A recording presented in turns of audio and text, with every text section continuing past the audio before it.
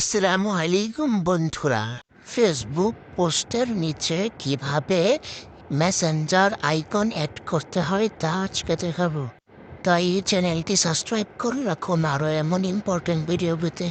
তার জন্য সর্বপ্রথম ফেসবুক অ্যাপটি ওপেন করব। তারপর পোস্ট আইকনে গিয়ে যা পোস্ট করতে চান তা সিলেক্ট করবেন। আমার সিলেক্ট করা হয়ে গিয়েছে। তারপর নিচে 3 লাইনে গিয়ে মেসেঞ্জার অপশনটি পেয়ে যাবেন। সাথে হোয়াটসঅ্যাপ এবং ফোন নাম্বারটাও পেয়ে যাবেন।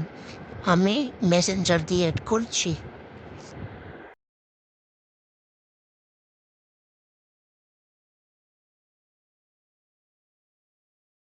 পোস্ট আইকনে ক্লিক করে পোস্ট করে দেবেন।